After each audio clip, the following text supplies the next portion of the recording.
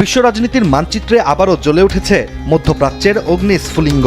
একদিকে ইরান, যে দেশ নিজেকে ইসলামী প্রজাতন্ত্র হিসেবে পরিচালিত করে এবং রাষ্ট্রীয় নীতি নির্ধারণে শরিয়া ভিত্তিক কাঠামোর কথা জোর দিয়ে তুলে ধরে, অন্যদিকে যুক্তরাষ্ট্র ও ইসরায়েল, যাদের বিরুদ্ধে দীর্ঘদিন ধরেই আঞ্চলিক সামরিক হস্তক্ষেপ ও গোপন অভিযানের অভিযোগ রয়েছে।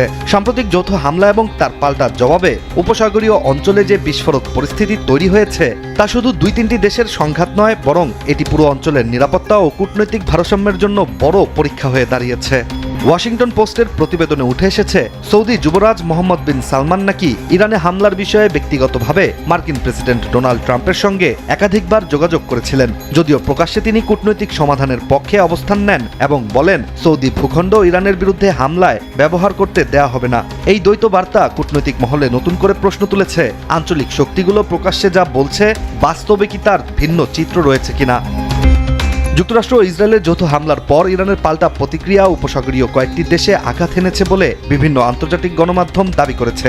এর মধ্যেই তেহরানে নিহত হয়েছেন দেশটির সর্বোচ্চ নেতা আয়াতুল্লাহ আলী খামেনি, যা ইসলামী প্রজাতন্ত্রের ভবিষ্যৎ নেতৃত্ব ও নীতিগত ধারাবাহিকতা নিয়ে গভীর অনিশ্চয়তা তৈরি করেছে। কয়েক দশক ধরে যার হাতে ছিল চূড়ান্ত নীতি নির্ধারণের ক্ষমতা, তার অনুপস্থিতি দেশটির ক্ষমতার কাঠামোয় বড় ধরনের শূন্যতা সৃষ্টি করতে পারে।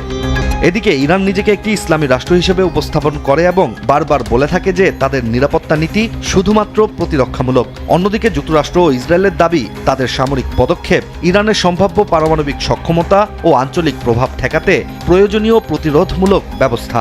এই দ্বৈত বয়ান আন্তর্জাতিক রাজনীতির ভয়াবহ বাস্তবতাকেই সামনে তুলে ধরে, যেখানে প্রতিটি পক্ষই নিজেদের অবস্থানকে নিরাপদ ও ন্যায্যতার ভাষায় তুলে ধরছে। অন্যদিকে আরেকটি গুরুত্বপূর্ণ দিক হচ্ছে মুসলিম বিশ্ব ও বিশেষ করে সৌদি আরবের ভূমিকা। পবিত্র মক্কা ও মদিনার তত্ত্বাবধায়ক হিসেবে সৌদি আরব ঐতিহাসিকভাবে মুসলিম উম্মার নেতৃত্বের প্রতীকী দাবিদার, কিন্তু বাস্তব রাজনীতিতে দেশটি দীর্ঘদিন ধরেই যুক্তরাষ্ট্রের ঘনিষ্ঠ মিত্র।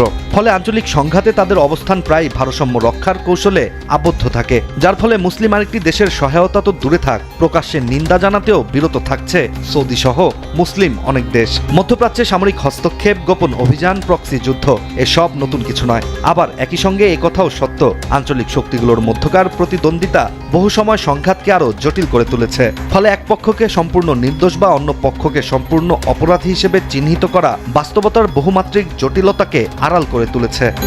বিশ্ব এখন তাকিয়ে আছে পরবর্তী পদক্ষেপ কি হবে। উত্তেজনার আগুন কি আরও ছড়িয়ে পড়বে, নাকি রাজনৈতিক বাস্তবতা শেষ পর্যন্ত সবাইকে আলোচনার পথেই ফিরিয়ে আনবে।